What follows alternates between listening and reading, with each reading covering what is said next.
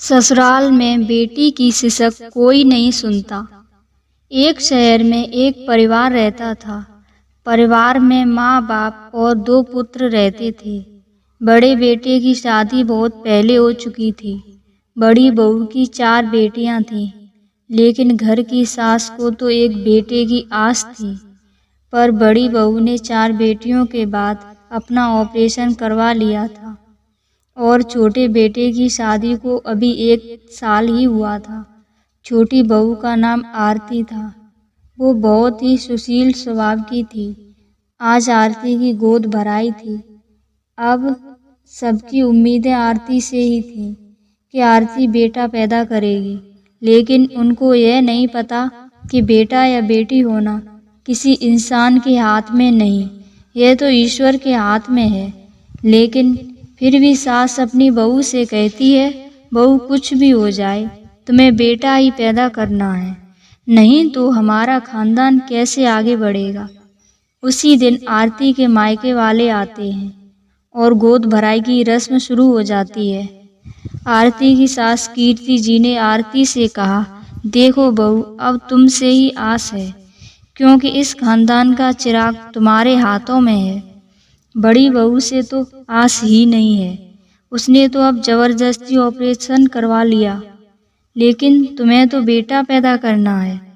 कीर्ति जी की बात का जवाब देते हुए आरती की मां ने कहा, समधन जी, लड़का या लड़की होना ये इंसान के हाथ की बात नहीं है। और फिर आज के ज़माने में बेटे और बेटियों में कोई अंतर नहीं है।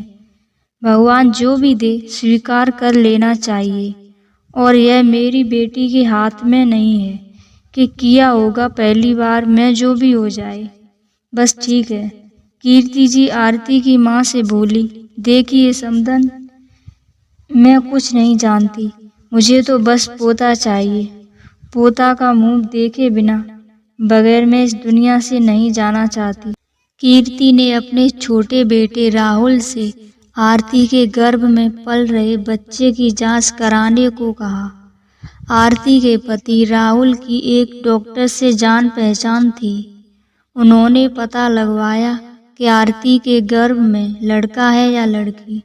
जब उसकी सास को पता चला कि आरती के गर्भ में लड़की है, तब से आरती की सास सही ढंग से बात तक नहीं करती थी। जब तक कीर्ति जी को पता नहीं था कि आरती के गर्भ में लड़का है या लड़की, तब तक उसकी खूब सेवा करती थी।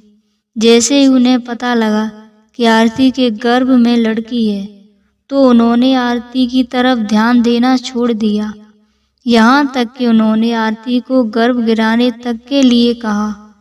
लेकिन आरती ने ठान लिया था कि कुछ भी हो, वह उस बच्ची को जन्म देगी। धीरे धीरे समय बीत गया और आखिरकार आरती ने एक सुंदर बच्ची को जन्म दिया। पर आरती की सास उसकी बच्ची को कभी छुआ भी नहीं करती थी। लेकिन उसकी जेठानी बहुत अच्छी थी। वो आरती की बेटी की देखभाल करती थी।